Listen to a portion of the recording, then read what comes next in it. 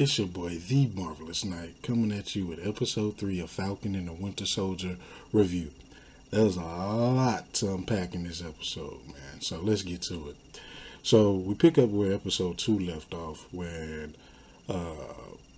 Sam and Bucky, they were going to go to see Zemo. If you don't know who Zemo is, he's the guy in Captain America, the Civil War, that framed Bucky for killing King T'Chaka. That guy, right? So they go see him. Some way, somehow, they sprang him from jail.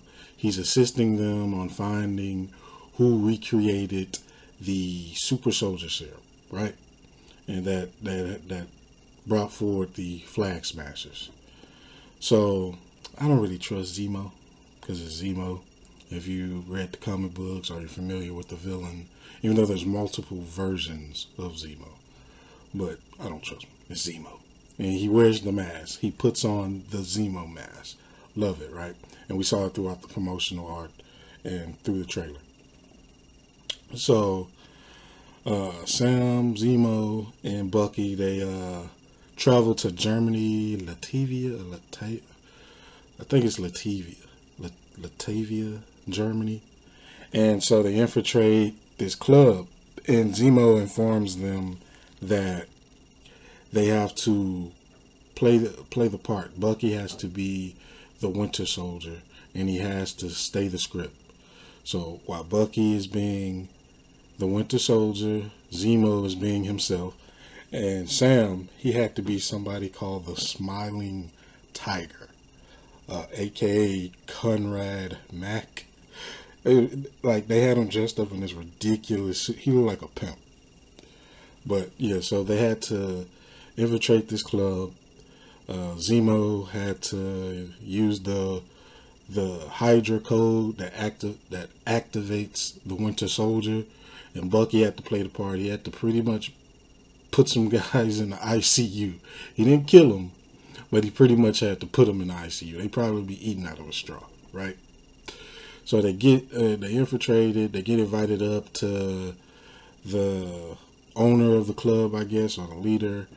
They strike a deal, but before a deal is made, and they're able to find out who is making the super soldier serum, Sam's sister calls and ruins everything. But luckily, somebody shoots the owner of the club, and they get away. They have to fight their way out of it a little bit, and the person that shot up the club in the first place killed the remaining bad guys that were chasing after him. And that person was revealed to be Sharon Carter. If you don't remember Sharon Carter, she was the blonde-headed chick in Captain America Civil War and in Captain America Winter Soldier, who Cap kinda liked, or did like, and who happens to be the niece of the real woman that Cap was in love with, Peggy Carter. I know it was weird. Captain America was keeping it in the family. But so we get all this unraveled in this episode. It was like action-packed. There's a lot. So I don't know if Sharon's gonna have a prominent featuring in this series. I hope she do. I like her. Love the character. I kind of wish she got her own little TV show. I know they tried it with Peggy Carter, and they got canceled, I think, after season 2. But maybe Marvel can bring it back. Who knows? But yeah, so Sharon Carter, she works with them, and they're going to look for someone named the Power Broker. So he's supposed to be the big honcho, whoever he is, the Power Broker. His name is mentioned like a lot through the episode. In fact, his name is the only clue that Sam and Bucky have. No, I'm mistaken. There's another guy. There was a scientist who actually was They did find the guy who recreated the serum. Zemo killed him, of course. That was never explained why. I'm assuming because he didn't want the guy to create more, because after he created 20 vials of the serum, but he's dead. The lab blew up. What else? What else? What else? Um, so, but the power broker is like heavily mentioned. And then so we flip the script to the Flag Smashers. They at a military base. I don't know if they're in Germany also, but it was a military base. They tied them up. They were taking all the supplies, and then they blow them up, like blow them up. Like while they were tied up, they kill them. And the power broker name is mentioned also, so it feels like they fear him as well. And then what else did we have in this episode? Oh, the fraud Captain America, Mr. A.K.A. John Walker. This dude, he's agitated.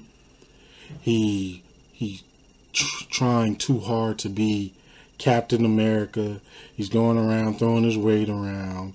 His little tantrums because he was at one of the hideouts that the Flag Smashers were in before they left, and the guy and the people in that hideout didn't give him up.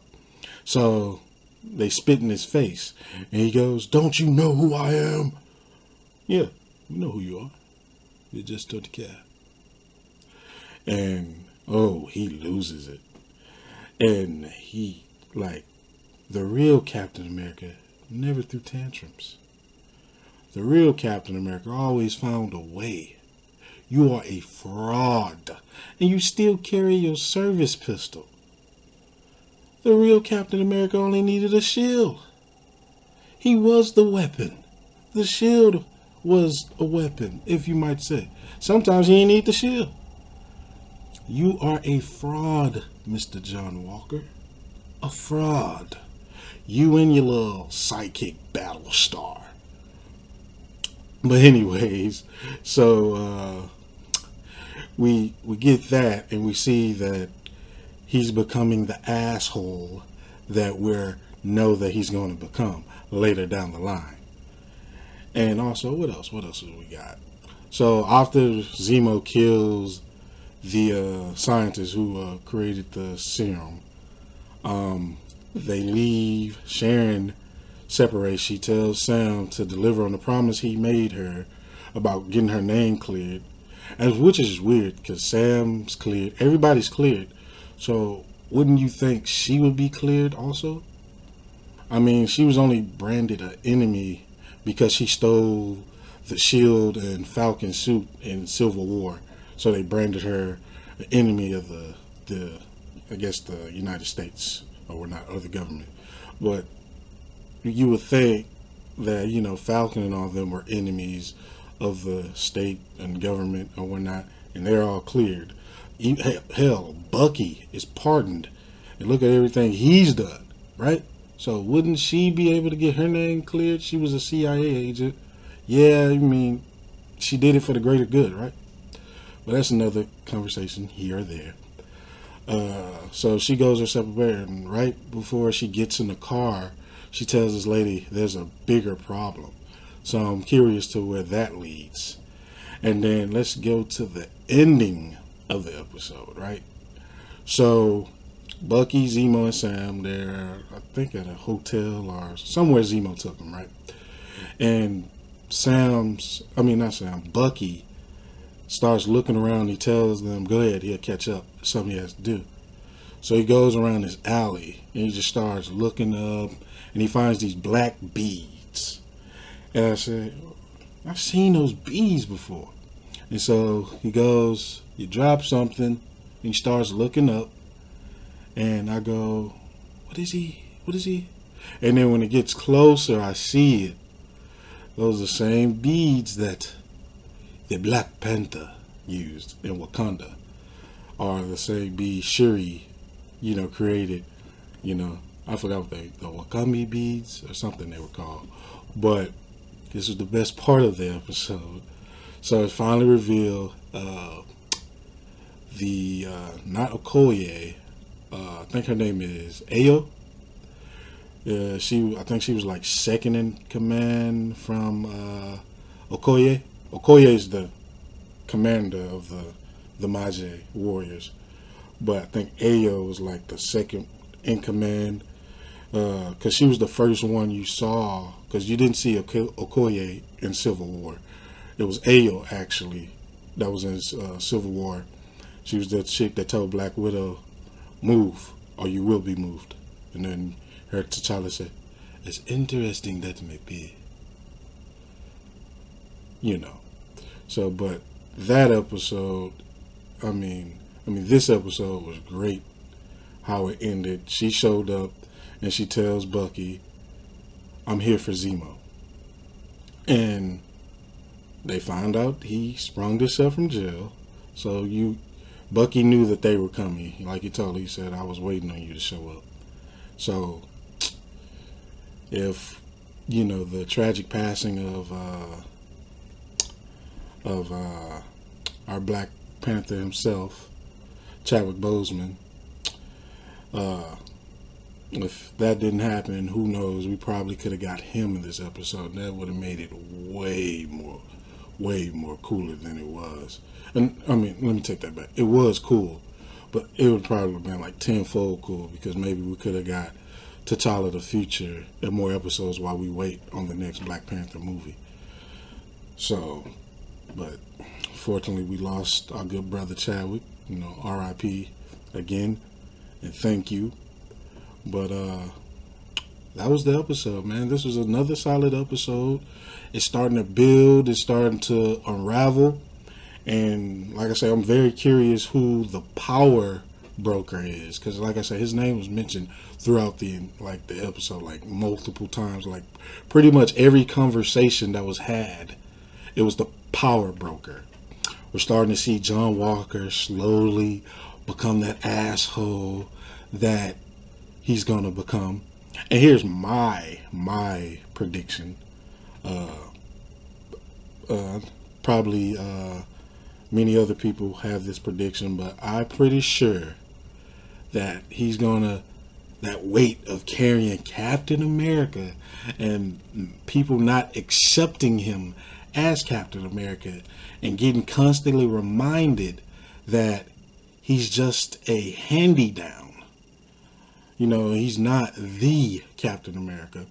He's going to end up taking a super soldier serum, and it's going to make him evil, and he's going to be the big bad that they have to fight at the end. That's my prediction. Next to whoever the power broker is. So I'm going to give this episode a solid 10 out of 10. I enjoyed it. I love the build. I love the Easter eggs. I very love the Wakandan reveal, tied to the story with Ayo. Love to see her. I wish they could have got Okoye, but no, it was Ayo. So that was that. Solid episode. Loved it. Looking forward to, this upcoming episode this week or next week, but not this week. So that was it, man. Don't forget to leave your like, share. Don't forget to like, share, and subscribe to the channel. Also, you can check out the Godzilla vs. Kong review. That should be up on my channel.